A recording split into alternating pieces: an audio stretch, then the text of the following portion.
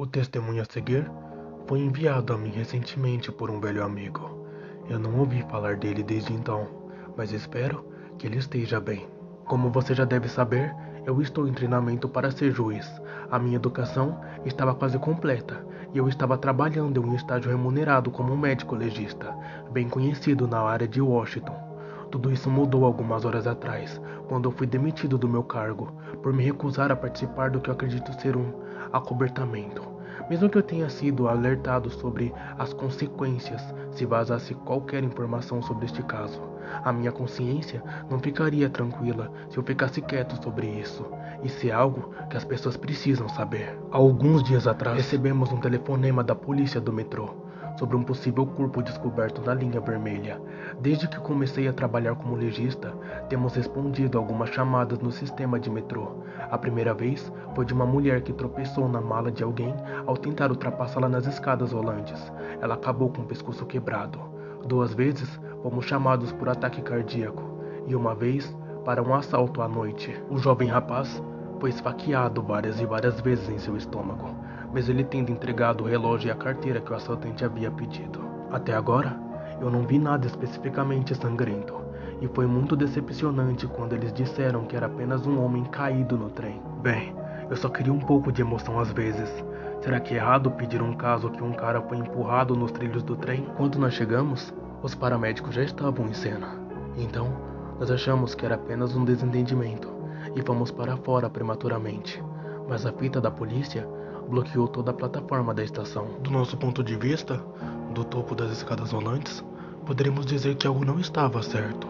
Os paramédicos, do lado de fora da porta do carro do trem, não estavam realmente fazendo nada, exceto discutindo e apontando para o corpo caído contra a janela. Poderíamos ter ido embora, mas decidimos dar uma olhada de qualquer jeito, para ver o que estava realmente acontecendo. Quando nós estávamos se aproximando, eu pude ouvir um pouco da conversa entre os 2 paramédicos. Ele está morto, não é? Sim, mas mortos não fazem isso, mas fazer o quê? Eu pensei. Uma vez que nos viram, eles rapidamente concordaram entre si que o homem estava morto e logo saíram de cena para nós analisarmos. É evidente que aquilo não era um caso que eles queriam levar adiante. Eu podia sentir isso. A polícia também não era de muita ajuda. Eu conversei com os policiais enquanto o Doc entrou para dar uma olhada no homem no trem. Um dos investigadores comentou que não havia sinais de assassinato. Todas as pessoas que estavam no lugar afirmaram que o cara simplesmente entrou como todos os outros e em seguida parou de respirar. Causas naturais, eu pensei. Parecia só mais um caso seco. Mas quando olhei por cima do meu ombro, para Doc, ele parecia confuso. Olhe para isso, disse ele para mim quando eu entrei no vagão. Ao me aproximar, parecia que o homem estava dormindo como qualquer passageiro faz quando sua parada está bem longe. A cabeça do homem estava para frente, com o queixo de modo que eu tinha que me ajoelhar para conseguir dar uma boa olhada em seu rosto. Quando eu fiz isso, Doc começou a falar alto consigo mesmo, como ele costumava fazer, apenas repassando a sua lista mental. Ele não respira, não tem pulso, sua pele está gelada. O tempo aproximado de morte é de 6 a 8 horas atrás. Eu estou no corredor do trem, tentando fazer uma análise com uma lanterna de pino, já que a pouca iluminação do trem não estava ajudando as coisas. Os olhos do homem estavam abertos e pareciam estar olhando para mim. Isso não é raro, por isso eu me inclino mais para perto, na esperança de descobrir o que Doc queria que eu visse, de modo que eu não parecesse um idiota. Então, o cadáver piscou. Eu dei um salto para trás tão rápido quanto um mangusto pularia para se afastar de uma cobra. Mas que porra é essa? Eu tentei dizer. Exatamente. Não. Tem que ser apenas um espasmo muscular, certo? Não. Não é um espasmo muscular. Eu também pensei isso no começo. Mas veja isso. Ele pega o homem pelo cabelo e puxa a cabeça dele para trás. Com a outra mão, ele acena um dedo na frente dos olhos abertos do homem, que em seguida começaram a acompanhar como o Doc move o dedo para a esquerda e para a direita. Então, o homem olhou para mim e piscou novamente. Mas isso não é possível. Você já viu algo assim antes? Eu pergunto para Doc. Não, é a primeira vez que eu vejo um caso como este. Mas ele está morto? Sim, Morto como uma porta. Deixamos o oficial encarregado. Sabemos que não foi possível determinar a causa da morte no local. Uma necropsia completa teria que ser feita para fazer qualquer tipo de determinação. Ele fez uma nota no seu relatório, que este corpo tinha uma tendência a segui-lo com seus olhos e, ocasionalmente, piscar. Extraoficialmente, ele me contou que o caso inteiro o incomodava. O homem, segundo ele, não tinha qualquer tipo de identificação. Cartões de créditos, relógios, joias, um telefone ou até mesmo dinheiro. Tudo que eles descobriram sobre ele foi um bilhete de metrô e um guardanapo em seu bolso. Uma vez que estávamos em volta do escritório, nós vestimos nossos macacões de exame e eu fui responsável em despí-lo. O cadáver me olhava o tempo todo, enquanto tirava o seu terno. Ele até piscou para mim uma vez. Além disso, algumas coisas estranhas foram observadas sobre o vestuário. Primeiramente, ele não estava usando roupas íntimas. Normalmente, as pessoas usam uma camiseta, boxer ou até cuecas.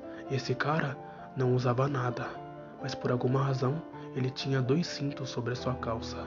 O Doc ligou o gravador e em seguida, a serra circular. Eu ouvi como ele realizou uma incisão.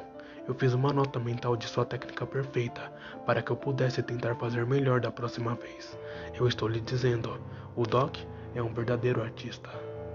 Em seguida, veio o som agradável de estalo, quando a caixa torácica foi arrombada.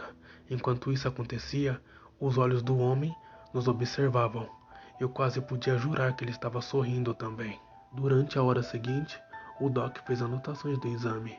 Ele me entregou cada órgão para que pudesse ser pesado e catalogado. Não havia nada de estranho ou fora do normal sobre qualquer um dos órgãos internos. Eu tentei permanecer tão profissional quanto pude, mas o piscar constante me generava. O Doc me autorizou. Por isso, eu tomei um pouco de fita de sátura e trabalhei até a coragem de fechar manualmente as pálpebras do cara. Imediatamente, ele começou a se mover. Todo seu rosto estava convulsionando e se contorcendo-se, tentando se liberar da fita. Eu acho que ele não gostou da ideia, disse Doc. Ele tirou a fita dos olhos do homem. Os movimentos violentos pararam. Imediatamente, o homem piscou para Doc. Isso não é possível. Ele está morto. Isso não é normal. Eu disse nervoso. Há uma razão científica para tudo. É o nosso trabalho para encontrá-lo. Doc respondeu. Mas ele estava lutando para tirar a fita dos olhos. E ele está morto. Tudo bem. Vamos ver o que está causando o movimento constante dos seus olhos, disse Doc. Eu acho que eu estou um pouco abalado para lidar com o equipamento. Então, eu acho que é melhor eu apenas observar como Doc abre o crânio do homem. O bastardo ainda está sorrindo. Eu tenho certeza disso. Ele está olhando para mim e piscando com seu olho esquerdo e depois com o seu olho direito. Eu ouço o som de estalo familiarizado causado pelo topo do seu crânio que está sendo puxado para fora. Eu acho que você deve ver isso. O que é isso? Eu pergunto enquanto ando ao redor para ver o que ele está vendo. Os olhos do homem me seguem, é claro. Que? Mas isso não é possível. Não há nenhum cérebro. Doc? Eu pergunto. Agora não. Arrume suas coisas e vá para sua casa. Eu vou terminar de limpar isso. Ele disse enquanto disco o número de telefone. Mas... Vá logo. Eu ligo para você mais tarde. Isso não foi o pedido. Foi uma ordem. Eu faço meu caminho até a porta, sabendo que o homem está olhando para mim. Ei, certifique-se de não dizer nada disso a ninguém, disse Doc em um tom sério. O Doc nunca mais me ligou de volta. Cada vez que eu tentava contato, caía na caixa postal. Eu tentei voltar no dia seguinte, mas o segurança não me deixou entrar no prédio. Disseram que era para me aguardar novas instruções. O pior disso tudo é que isso foi há 4 dias. Essa manhã eu ouvi uma batida na minha porta. Era um homem. Ele disse que estava no escritório do médico legista, mas parece que ele trabalhava com a CIA ou FBI, ou alguma outra agência de 3 letras. Ele perguntou se poderia entrar para conversar. Eu abri a porta para deixá-lo entrar, e quando fiz, notei que havia 2 homens vestidos de forma semelhante. Os outros 2 estavam do outro lado da rua em um carro preto. Na pasta do homem havia o arquivo completo do caso. John foi encontrado no trem. Todas as notas sobre os movimentos dos seus olhos Piscadas foram totalmente removidas. Não houve menções a qualquer coisa fora do comum, muito menos sobre o cérebro ausente. Esse arquivo já tem assinatura de Doc, e este homem está pedindo para me assiná-lo também. Eu tento dizer que o arquivo está errado, mas ele levanta a mão para me impedir de falar. Essa foi a forma que isso aconteceu. Fim de papo. Agora, assine-o, e o assunto morreu aqui. Eu pergunto sobre Doc. Eu quero saber, porque eu não tenho mais notícias dele. Ele diz que Doc se foi. A forma que ele disse me fez pensar o pior. Eu me recuso a assiná-lo e peço para falar com o diretor do escritório médico legista. O homem me informa que seria impossível, já que eu seria demitido.